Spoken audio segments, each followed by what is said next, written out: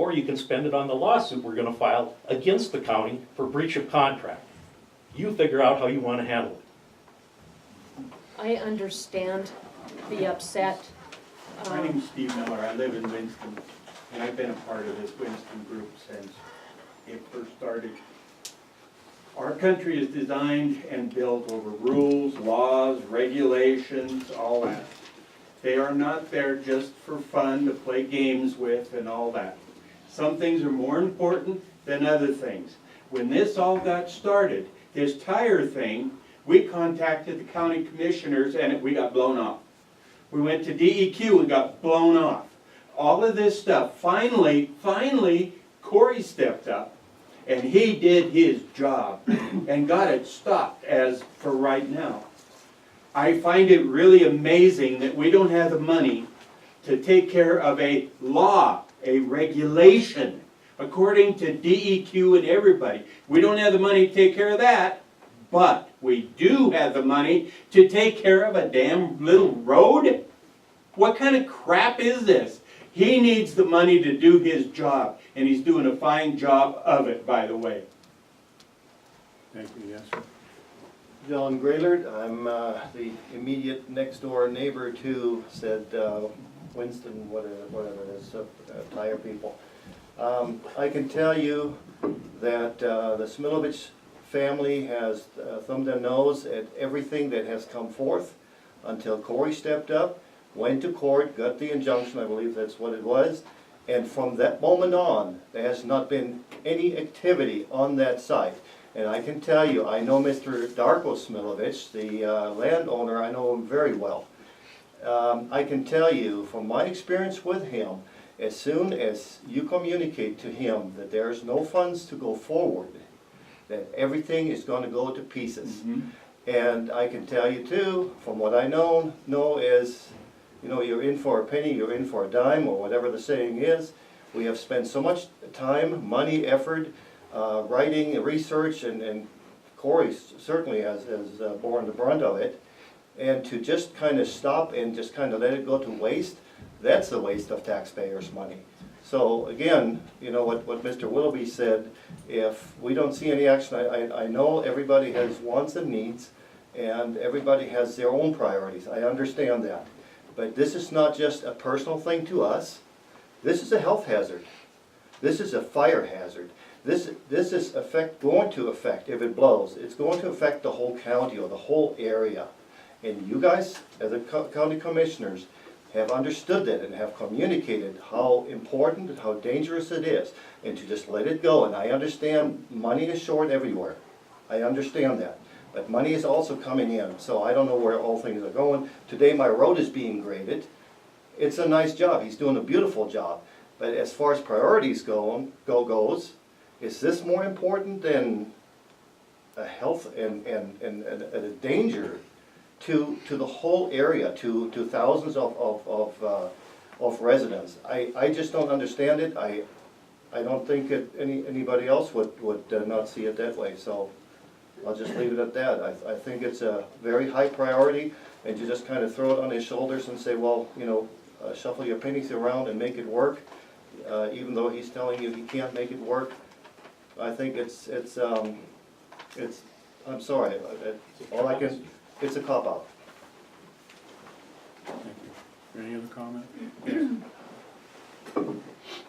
My name is Harla Gillespie, and I'm here from Raidersburg. When I got started on the project up in Winston, we joined with them because we have tires also. They're as far ahead as they are. We have some good things going, but I'm going to need some help from Corey also. And we've been through the state, that part is done, and we're willing to go ahead on the rest of the project. The people that live around it are very concerned of fire danger. I was a fireman for 20 years. I also know the danger. I also know what had happened to this county if that happened. This county would be evacuated. And who's going to pay for that? I think this is a preventative that we have a chance to prevent, and a large one that will affect the rest of our lives. I don't care who you are. You may be president of the United States, but it's going to affect you. So I strongly feel that Corey should have the money to go ahead and do the paperwork.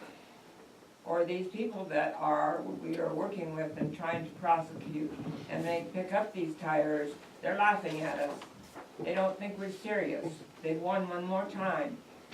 And this is the type of people they are.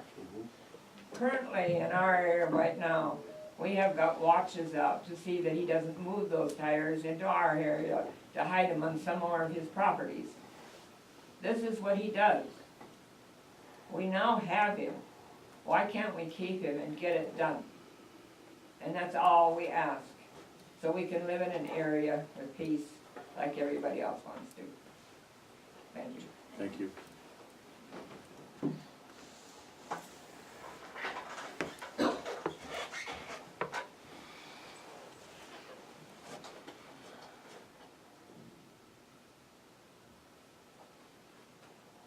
And I will say, as, not as chair, but as commissioner, that we have never, or I have never had the feeling that we were not going to fund this. It's simply a question of where it's gonna come from. Right now, our balance in PILT, the last time Debbie was meeting, is $394,000, and that does not include the $100,000 we have set aside for the Barris litigation. That money's already been taken out of that PILT account. So, I think I'll just, as far as the budget concerns go, as long as we stay within these budgets, if we have to do a budget adjustment, we have to do a budget adjustment. And the other thing that I didn't realize, and I think I agree with Wynn, that we need to figure out some way to set up a civil side of this also, because if our budget simply consist of crime, that means that none of this is ever gonna happen. And we've got so much going on right now with roads and everything else that I don't know how we're gonna do this. However, this is the case, like the gentleman said, this is a thing that's gonna inflict the whole county if something happens up there. If we don't get it addressed, then we're gonna end up in more serious problems than what we are. And also, like Ms. Gillespie says, this is an individual who's gonna take advantage of us whenever and wherever he can. And I think that we do need to get that shut down. And like I said, I don't have any inclination of not funding this case or other civil cases as you see fit. I just think we need to be extremely frugal in what we spend money on, and I don't believe that you're just blowing money up. And I appreciate that. I've never met a case I didn't like. I'm happy to do a tire case or a road case just as much as in fact, more than a rape case. Those are probably the ones I don't like. But, you know, it's only so much money and so much attorney time to go around, so appreciate it. Corey, I've said all along that you need the funding and you should get it. I'm gonna stay with it continually. And I will say on the Raidersburg issue, I've met with the DEQ official on that recently. They tell me they're in compliance. And I don't know if maybe we need to do a little more digging there. Yeah, So- we do. It's time to do that. Okay. Mr. Chairman, that's all we're looking for, is the commitment that this is gonna go forward. Where the dollars come from, or how you do it, is irrelevant to us, so long as there's a commitment to that case being taken care of. That's what we're looking for from the county commission. And if I may, Mr. Chairman, just to reiterate what you said, we have never said there isn't gonna be money, and we have been strongly in support of taking care of this. I think there was a headline in the newspaper that said we denied litigation funds. That is simply 100% not true.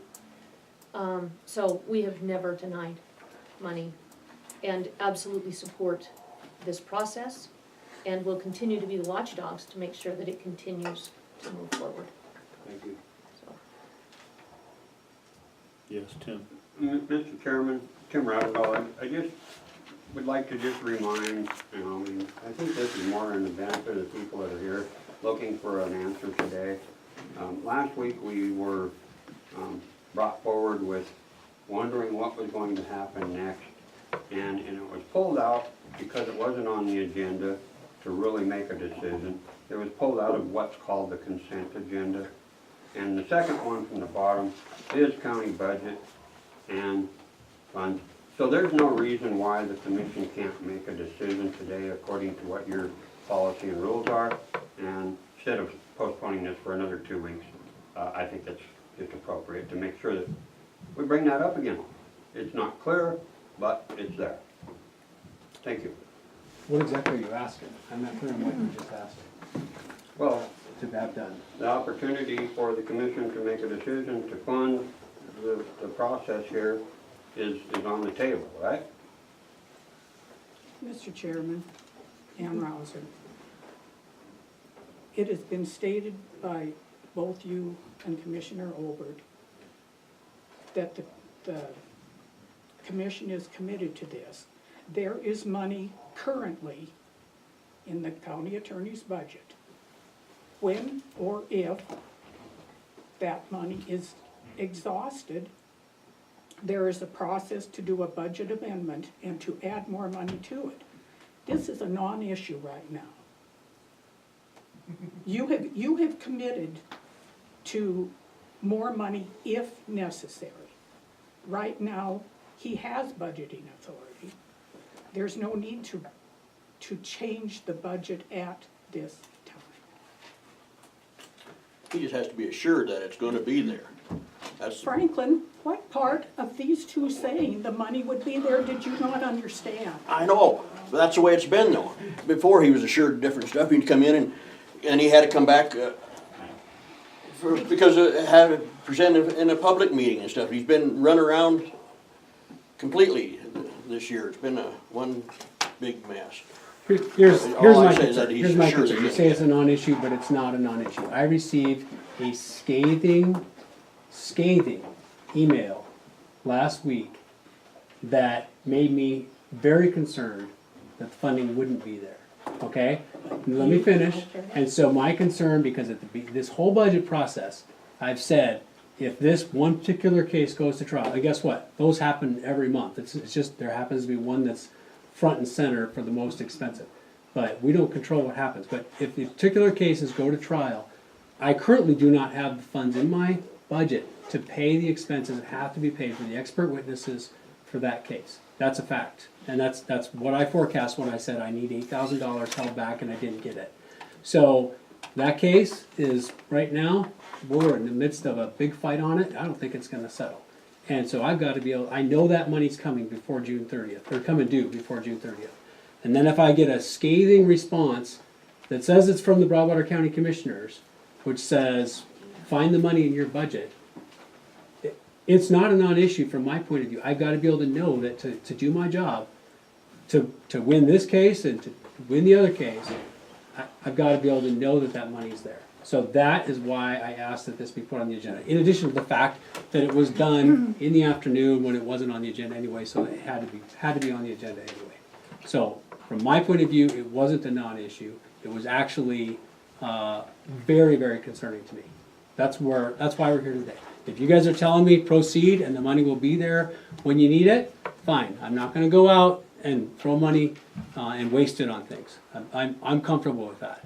But what I don't want is I don't want allegations that I'm breaking promises or that I'm threatening someone not to pursue a case, or that find the money when I've already told you that if these come due, that it's gonna take more money than I currently have. A lot of that, we know some of those things don't happen, and that's why I've been able to save money in previous years. But some of these, when you get somebody that's facing life in prison, guess what? They may decide it's your job to prove it. Okay, we gotta prove it. So I just want you to know that that's what's going on. So I'm happy with where we are today, if we wanna proceed to the next item on the agenda. But I don't appreciate when I get what I think are official messages basically saying, you're on your own, buddy. 'Cause that's not, I'm sorry, no way. That's not at all. One thing that email did not say is you're on your own, buddy, no, It that, I didn't. said that I interpreted. and that was incorrect. The No, other I thing said it I did not interpreted say, that. if you would please let me finish. The other thing it did not say is find the money. What we said is, the money is in your budget, which it is, we've shown that. Your email to us, it said, before I proceed, I need to be assured that Board of Health or the commissioners are going to pay for this. If we start down that slippery slope of every department that has any need that's legal, now starts having to pay for it, and you've got a budget that you're not using for anything civil, we've got some serious problems with the budget overall. We're gonna have a lot of things not addressed. We do have civil in your budget, perhaps not enough, maybe we need to relook at that. Maybe that's something we can do with a budget meeting again, discussing some of those things, but we never said those two things at all. In your opinion, the email was scathing. In ours, it wasn't. It was hard-hitting because I was concerned, and I'm not gonna speak for my fellows, but when you said, before I can proceed, alarm bells went off for me.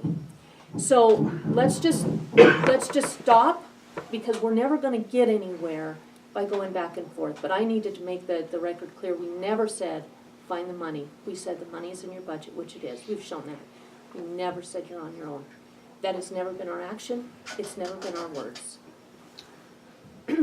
I've expressed to you repeatedly that if some of these, I told you at the budget time that I needed more money set aside for litigation fund than you gave me. Like, we can all agree on that. And then when this case, that's not a threat for me to say, before I proceed, I want to confirm that you guys are gonna pay this. That's what I did to DEQ. I called them and said, hey, there's gonna be some expenses for transcripts and depositions. Are you guys fine with paying half of that since there's two plaintiffs? And they said, yes, proceed, we'll pay the cost of litigation. I think that's a reasonable attorney-client communication. I don't think that is a threat, and I certainly think it's more reasonable to me interpret your email saying you're on your own, buddy, than for you to interpret that as a threat.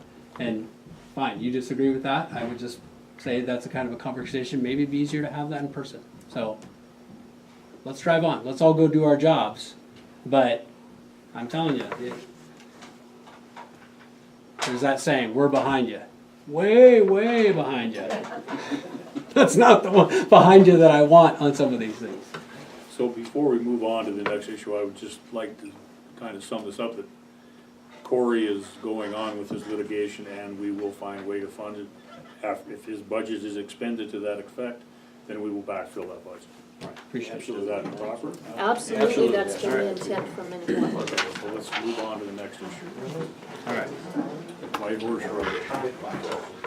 Thank you for everybody for coming, and sorry for your time away from your lives.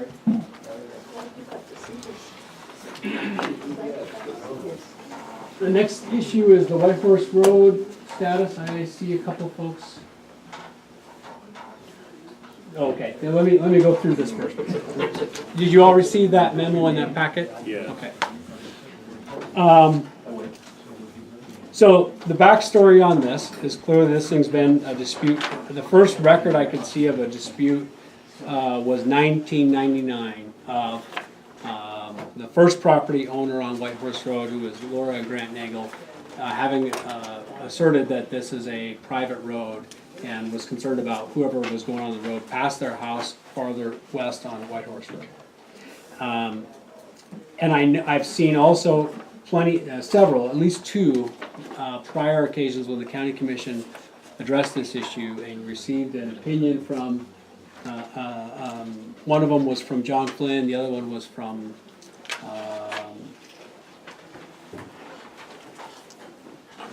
I think Tom Budowitz, I'm not entirely sure, saying this thing's not a county road, but it's a public road. So with that as the background, the concern I had was I never had a basis for why those attorneys were saying this is a public road. There was no facts or law or whatever. It was presented in the commission journal or minutes, and I couldn't find anything in any, there's no White Horse Road file in the office that I inherited, for example. So I started from the point of view of, let's look at everything we can find in the record. So what I found in the record is starting in 1912. In 1912, there was a petition to declare a county road in an area that would have been essentially that first part of White Horse Road from the highway past the property boundary of the Nagel property. And that's where, basically it's a section line of section 2. So if you look at, there's a map in here if you guys want to look at Exhibit A or Exhibit B. Exhibit B is probably the best one.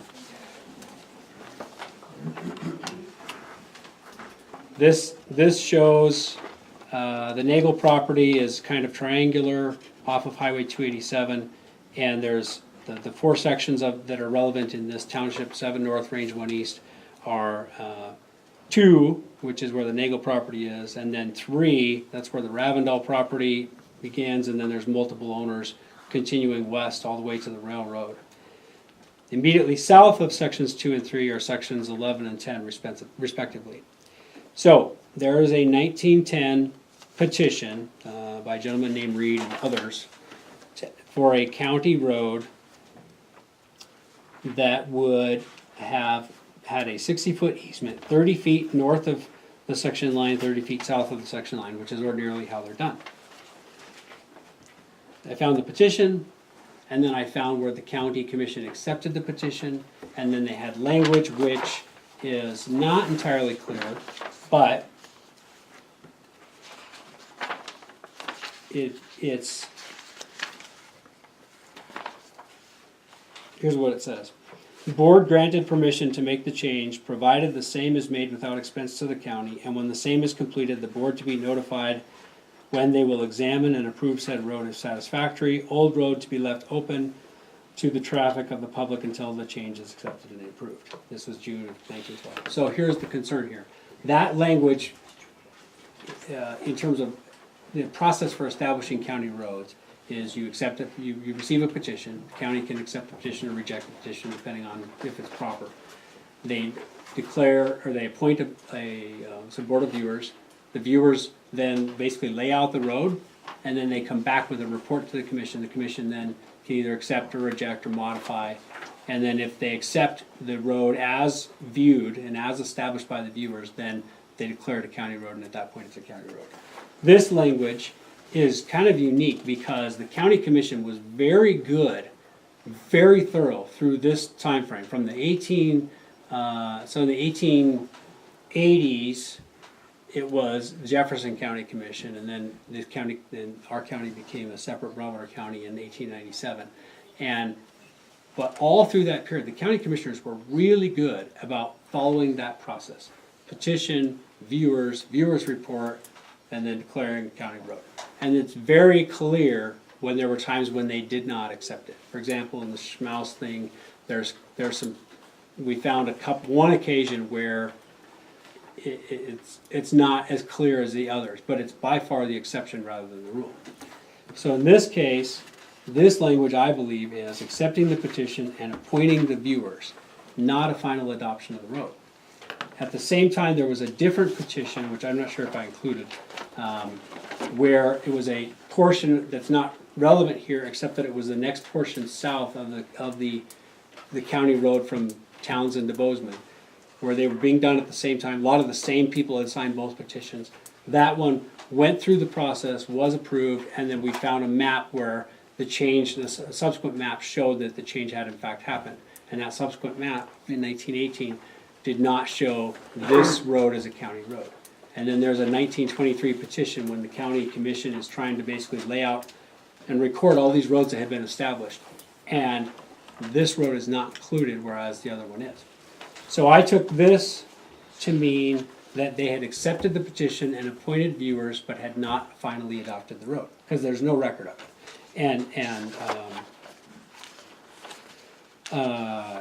There's actually quite a bit of correspondence from other folks that have the same thing. They found this stuff, but they couldn't find the final adoption.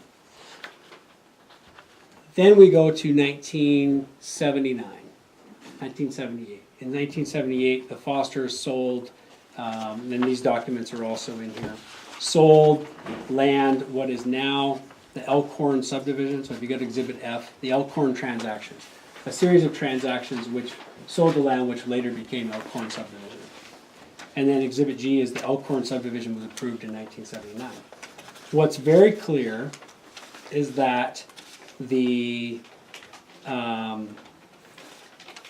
road that is White Horse Road was established first by an easement in 1982. Okay? And then second, that it was done for the purpose of facilitating the development as it is today.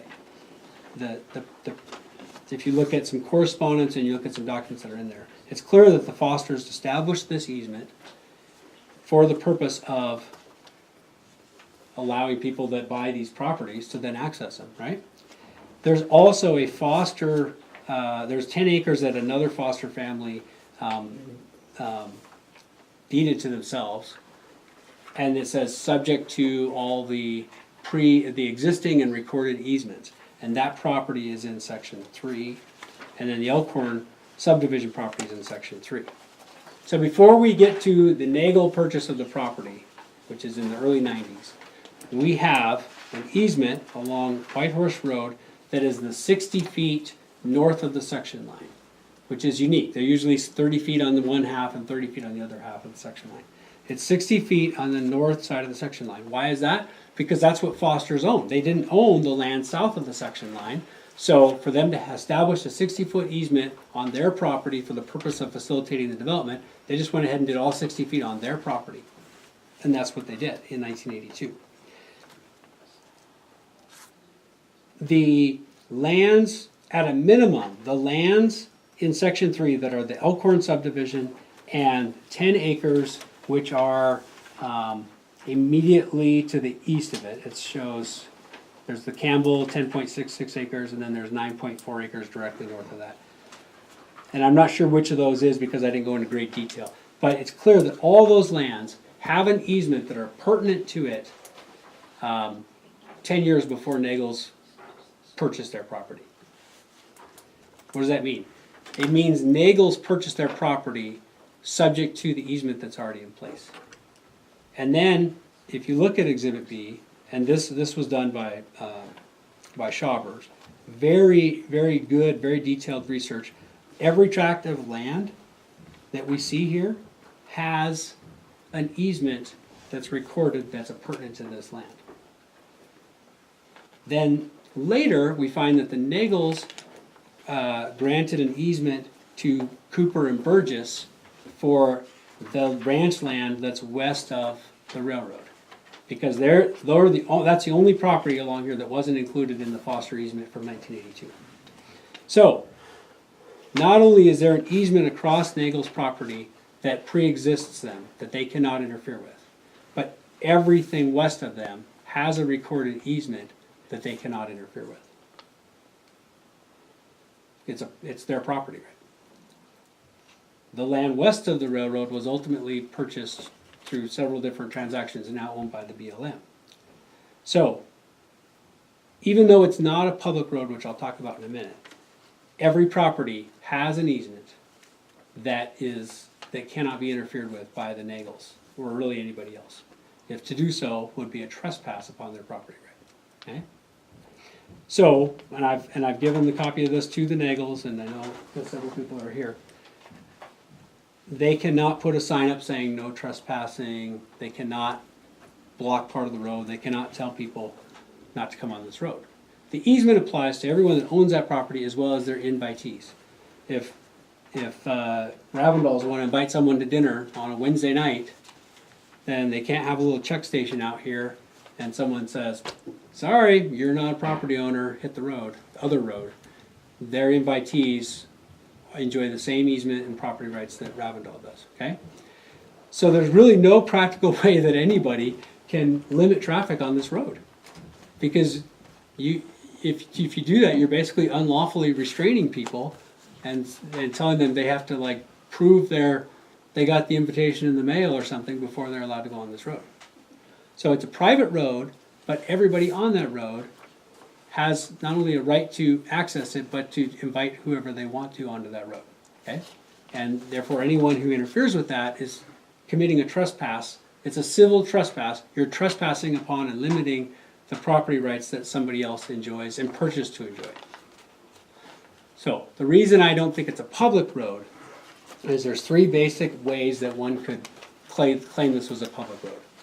First is that it's petitioned a county road, or declared a county road. And it was petitioned, but I don't believe it was declared a county road. Indeed, if it had been declared a county road, the Fosters wouldn't have had to do an easement in 1982. Okay? Secondly, Wait, repeat that? if it had been declared a county road in 1912, then the Fosters wouldn't need to record an easement in 1982. Okay. Except that, No, well... you can continue, I'll ask my question. But no, there's a caveat to that. That the petition wasn't to declare it a county road for the entire length. It was only for the first part. But the first part is what's in dispute. Because there's only one property owner who's not happy about people traveling on the road, and that's Nagel, and that area that they're talking about is specifically was the only portion that was a portion that would have been, that had been petitioned, okay? So, secondly, it could be a county road if there were public utility easements along this road. And initially, that's where I was going. I thought there are two public utility easements that I thought were going to transform this into a public road, but they don't. When you go through the detailed legal description, one of them was for the railroad. It's just the railroad right away, and it was granted by President Cleveland, which is interesting. You got this document in there signed by Grover Cleveland. The other one is a public utility easement that was granted to the Great Falls Power Company, and then later acquired by the Montana Power Company. It does not get to the it doesn't get to the road. It actually is a public utility along the railroad right away for the power line that eventually went in there.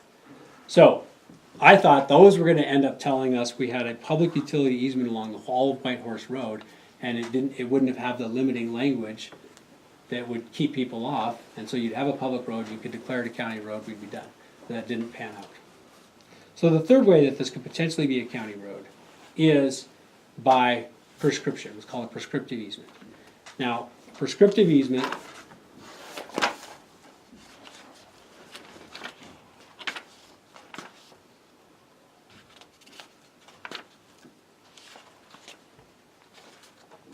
go to page 10 of my memo.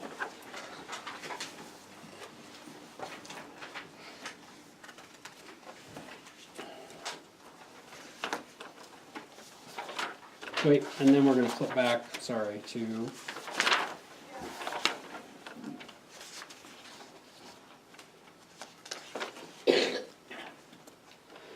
page 4. The last paragraph of the legal section of page 4. Prescriptive easement has to have each of these elements, and each of them is independent. They have to each be established independently. Open, notorious, continuous, uninterrupted, exclusive, non-recreational use of the road by the public. So each of those has cases on whether it was open, whether it was notorious, whether it was continuous, whether it was exclusive, whether it was non-recreational, because there's a statute that says you can't establish a prescriptive easement by recreational use. By the public for a period of at least 5 years in a manner that is adverse to the interests of the owner over a fixed indefinite course, and with the assertion of control by a government entity which has jurisdiction over the area. And there's just this forest of case law on all these issues. Well, the reason why I don't think this applies. Number one, the prescriptive easement cannot be established by anybody that enjoys an easement already. Okay? Because that's not adverse. And that's not, it's not a lack of permission, right? This member of the public has a property right to travel that road. That's the prescriptive easement always occurs in cases where they don't have that. Because they already have an easement, they can't therefore establish a new easement by adverse use when they already have a property right to go on that road. Secondly, so what we're talking about is we're talking about members, human beings on earth, whoever they may be, that travel that road because they think it's a county road. Now, I'm sure there are people in that boat, but we don't know who they are. And they would have to go prove that it was open, notorious, continuous, all those things, right?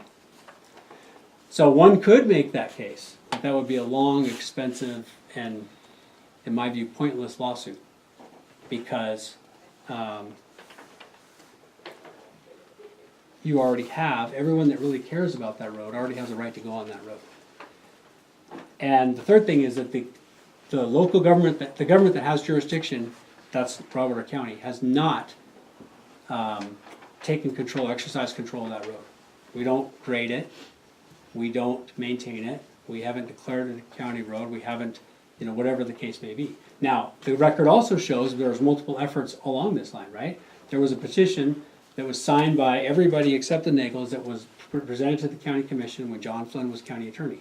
He looked at it and he said, well, I know there's one non-consenting landowner who is not on this petition, and therefore you haven't complied with all the requirements of having them either listed, and so therefore the county commission rejected the petition, and that was correct, that they would do that.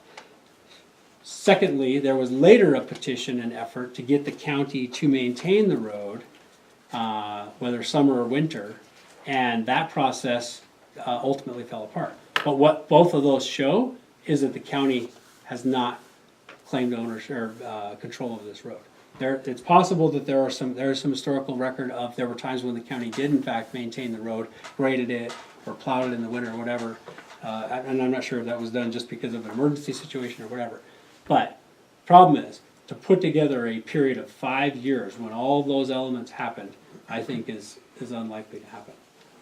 So, and not only that, but there's no reason for it. Everybody that wants to go on that road has a, if they're connected with anybody on this on this lane, they have a right to do so. So here's the last question. Number one, you might get some stray person that they see a for sale sign or something, and you get some random person of the public that comes down that road and they're looking at a for sale sign. Well, if we're talking about that random person here and there, I mean, you're talking about number one, a trespass that no one can prove, and the Nagels can't really, restrict them. But then secondly, the last person on that road, the last property owner of that road is the BLM, right? And the BLM purchased an easement with that property that was granted by the Nagels. There is a possible legal argument that the Nagels could make, which says the BLM exceeded the scope of the easement that was originally granted to Cooper and Burgess, because they were granting it to a couple of ranch folks to drive on that road, whereas now the BLM owns it, and they basically any human being on earth can go to BLM trailhead and then recreate on the road. That's going to be, number one, a private lawsuit between Nagels and BLM. That's not our concern. Number two, that's going to be a tough argument to make, because at the time that all these things were happening, it was all done in the context of this property is being developed, and there are going to be more people traveling on this road than were traveling on the road in 1982 or 1992 or 1994. And so I think that's going to be a very tough argument to make. There's also possibly the argument that if they were going to make that claim, they had to do it within 3 years of the BLM purchasing the property, and they've exceeded that. So for all those reasons, number one, I think it's a private road. Number two, it's very clear that Nagels cannot interfere with the enjoyment of that easement by anybody that has a right on that road, anybody west of them. And number three, there's no practical way that they can screen members of the public to say it is or it isn't someone that has an invitation to go to that road. So finally, what we're left with all that is, well, why don't we just declare it a county road and be done with it if basically there's no way to prevent some member of the public from going on it? And the answer is, you could do that. What you'll end up having to do is you'll end up having to do a condemnation act and pay Nagels for their portion of the road. I think everyone else, from what I've heard, would consent to it being declared a county road. But you would have to pay some amount of money to the Nagels potentially for that first portion, which is in section 2. And I don't think you need to do that. I think based on this, the minute that someone gets their access interfered with, if they want to, they have a civil trespass cause of action against the Nagels. So.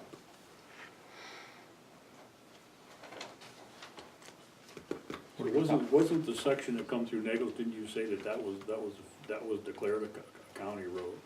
It was petitioned, but I don't believe it was declared. I can't find any record that it was declared a county road. So, and on that point, that was the northern 30 feet of one section and the southern 60 feet of the other section. So it would be 30 feet offset from how the road currently exists today. It's 30 feet farther south. So. but I don't think it was declared a county road. So let's say that property owner, whoever's in section 11, that might be Vandenacre, Yeah. if they wanted to petition that be a county road, 60 feet on their side, and then when it hits Ravendall, it curves up and goes back into its normal course. You could probably get that done. You might have to pay Vandenacre for a loss of some cropland, and you have to pay for the county road to do this little turn at the section 3 line. But bottom line is, if at this point, if you're gonna, and honestly, I don't know what the price would be. I mean, the price for condemnation might be minimal. There's appraisers who do this for a living. There's a Department of Transportation guy that does this for a living. He might be able to say, here's the fair market value of condemning this chunk, 60 feet on Nagel's property. And it might be minimal given the fact that the road's been there and established since '82. But I don't think it's a public easement. I haven't found any document that would tell me it's a public easement, so. Yes, Dwayne? Going on. I might be too late or too early, but I understand from her that the rental on this doctor's office or something. Now, do they pay rental on the hospital? These other county buildings, do they pay rental on them? What are they gonna do when these other people that are paying rental file a discrimination suit because of the hospital not paying any? That's what I wanna know.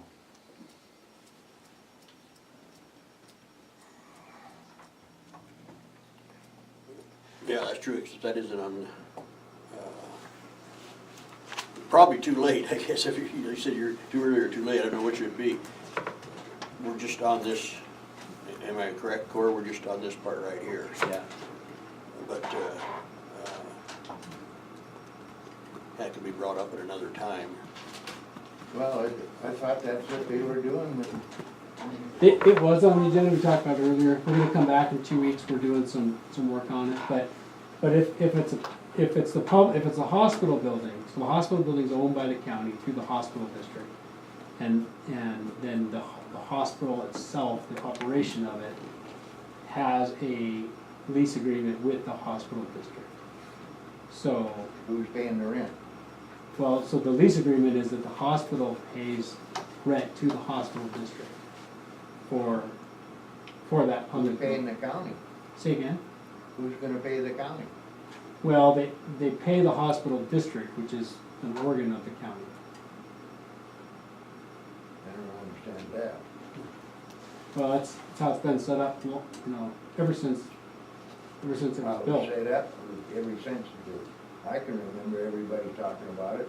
They were supposed to do all the maintenance on the place too. That don't get done. Well, The county does that. there is a current lease agreement, if you want to get a copy of it, it's a public document. There's different levels of maintenance, and it lays out who's responsible for them. Primarily, the hospital district is responsible for, well, it's responsible for all the big stuff. There's some small maintenance that the hospital staff themselves might do, but primarily it's the hospital district that does it. The hospital district is supposed to do the maintenance, right? Yeah. And they don't. Well, I think they do. I mean, so like the big roof project, and we're way off topic, sorry, Yeah. Chairman. And there's a vast difference between not-for-profit businesses and for-profit businesses, and that's why I kept differentiating for-profit, and that's what is discussed in Title VII, Chapter 8, is the money-making for a for-profit business. So it's gonna be on the agenda in 2 weeks, cause I'm doing some more work on the issue, and I'm meeting with Doc Campbell and his lawyer sometime in the next 2 weeks on that. So it's not done yet. So Corey, on this road, this is a private road with public access, right? Because essentially with the BLM owning that piece of property, that's public ground. So now, this is simply a private road open to use by the public. It's a private road open to use by all the property owners that have an easement and their invitees. So since it's BLM, Public. pretty well open it to their invitees. Unless the Nagels were to challenge that and say you've exceeded the scope of the easement. But that's not our burden. I think that's, if anyone, it would be anybody on that property who would challenge that. And really the ones who would have standing is Nagels, because they are the ones that granted that easement originally to Cooper and Burgess. But again, there's no limiting language in that original easement they granted to Cooper and Burgess. And I think that the court would look at that and say, if you wanted to limit this to whatever, 2 truck trips a day or whatever it might be, you could have done that and you didn't do that. But there are court cases where there's an implied kind of outer limit of what an easement is, and opening it to, the whole world through the BLM may be seen as exceeding that easement, but it's not a case I would want to take. So if you were to come, if the county was to decide that they wanted that to be a county road, could you require that the BLM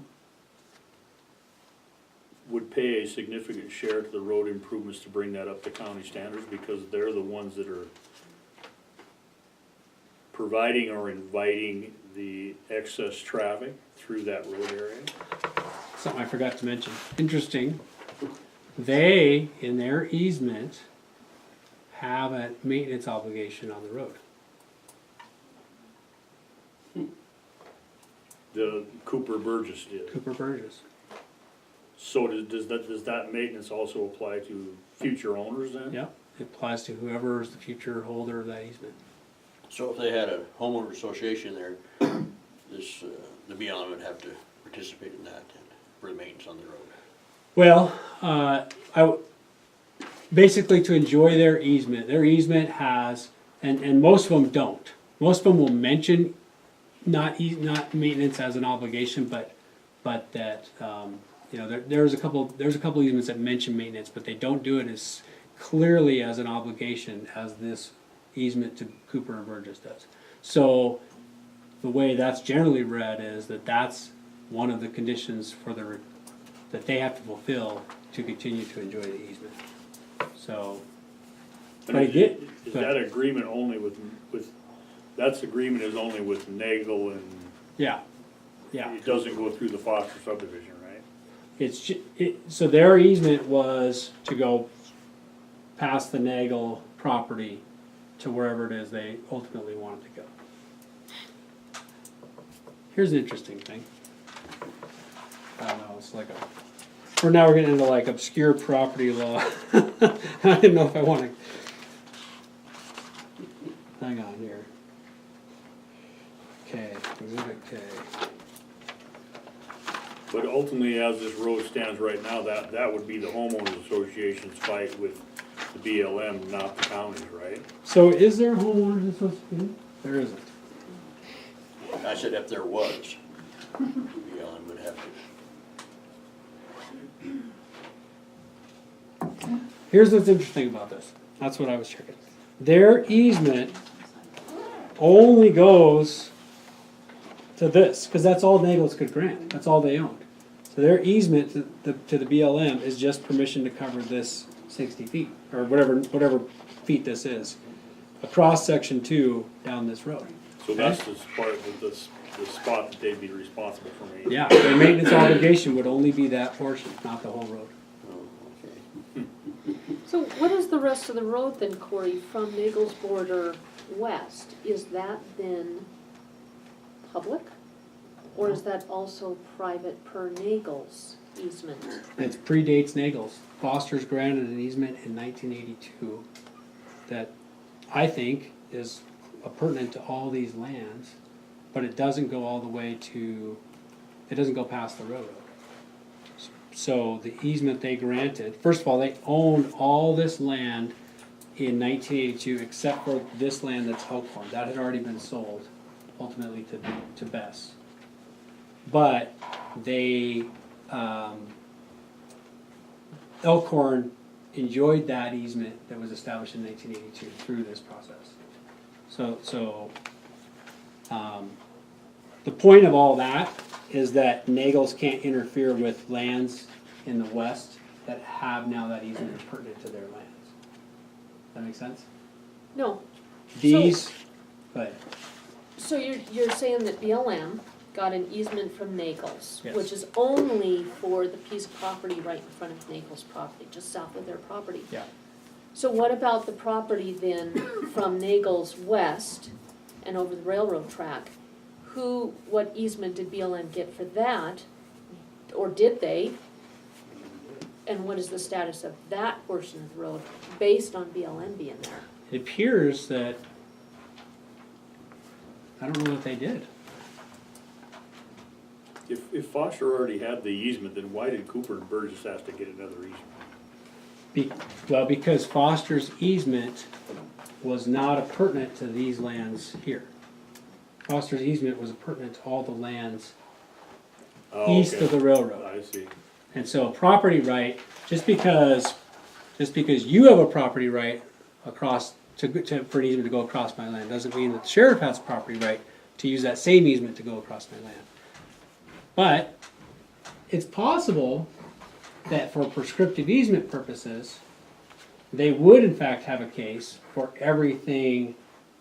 I would say it's likely, it's highly likely in fact, now that I think about this, that they would have a strong prescriptive easement case for everything from that section line at Ravendall's all the way to their land. Because they have used this land since 1994, I want to say, Cooper and Burgess and then ultimately the BLM, as if they had an easement there. So I'd say they have a very strong case from Ravendall's west. But that's not the source of the conflict. The source of the conflict is right here. And right here, they have a private easement for this road. Wow. Yeah. This is gonna, if this ever goes to court, this is gonna be a property law case that they study in law schools. And those are never the ones that you want. If you have a case they're studying in law school, it means it was a long, painful, teeth-pulling process. Very interesting. I'm just supposed to laugh at this. That comment right there clears up all my other questions. No, but I think that's a very good point, because I had not looked specifically. Had Nagels granted an easement for the entire roadway to BLM, they would have been granting something beyond their ability to grant. They can only cover that section. So, if I'm not mistaken, there is currently a sign that says no trespassing right on the front of White Horse Road. You had mentioned that is not lawful per your memo. So Is that correct? I talked to Laura Nagel last week, and I told her that she cannot restrict access on the road. I didn't have this done yet, but I told her the direction it was going.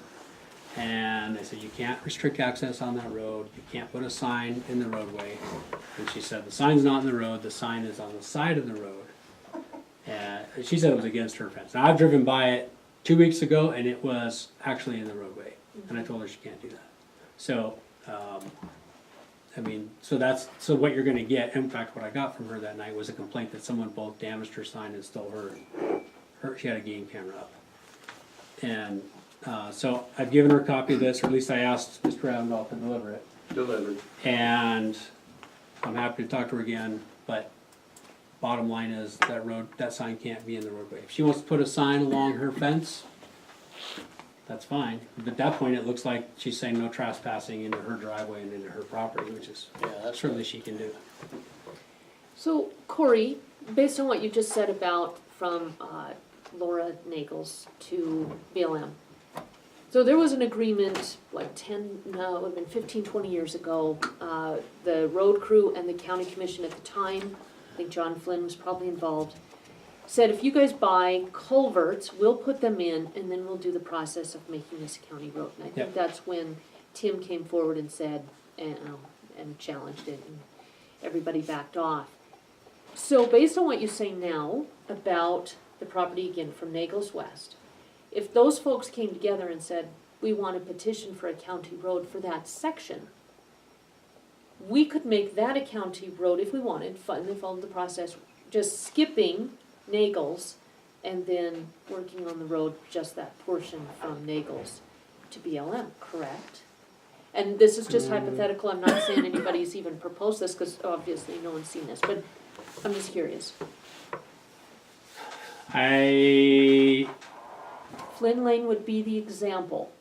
Road crew was maintaining Flynn Lane except for a small portion, so they just lift the blade, go to the other 6 mile, put the blade down and continue on their merry way. So that's where I'm coming from with that question. There's Well, precedent? No, I don't think so. Okay. When- So, because number one, you're declaring a county road that's basically isolated. You have to cross private road to get to that public road. You're basically creating a trespass. So she could have a trespass cause of action against the county, because we're telling the world, travel across this private road without permission to go on this public road. But there's an easement on that private road for every American citizen based on the BLM being at the far end. But well, you don't have to be a citizen to go on BLM, right? So it's, No, but isn't it owned by the world? Owned by all Americans because it's public land? so to assert that though, that wouldn't be in our shoes, that would be,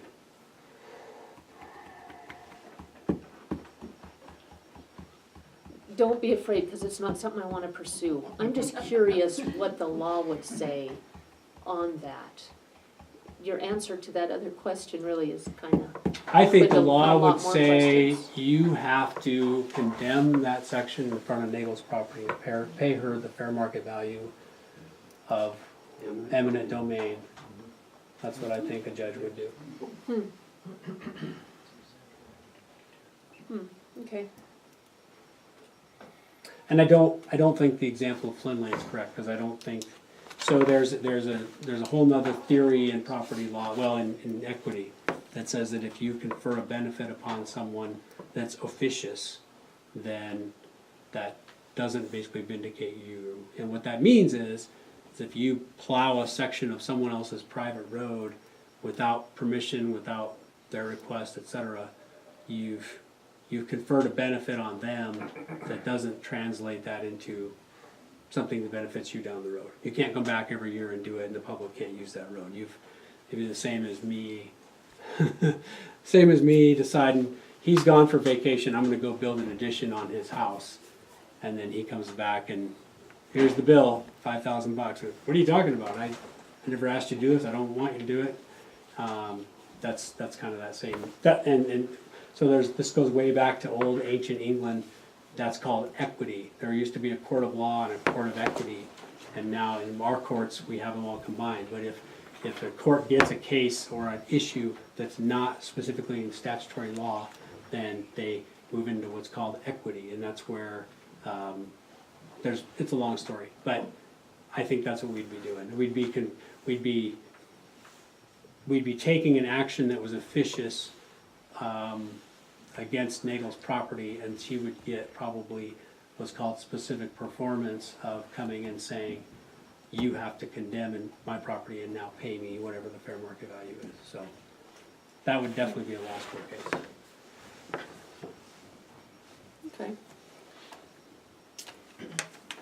So I think that's, the other thing I did put in here is I think all these property owners need to form a homeowners association. If they are concerned about maintenance for the portion of the road that's not maintained, then, they should go ahead and do that. And BLM wouldn't have, I don't think, by their easement, I don't think they'd have the obligation to be the sole entity maintaining that portion of the road at Nagel's. I think they could easily tell everybody, hey, you all have your fair share in this. So, is it likely you guys are gonna do that, form a homeowners association and get along, have chili feed? And No, I couldn't speak to that because I'm not in any homeowner association or any subdivision. So I'm a little bit outside of that realm of discussion right now. But It's never been brought forward to go that direction, so I'm not sure where that would go. But at any rate, if you, Mr. Chairman, if you're done kind of giving your presentation, Oh, I'm done. I'd like to maybe come up and help out a little bit here.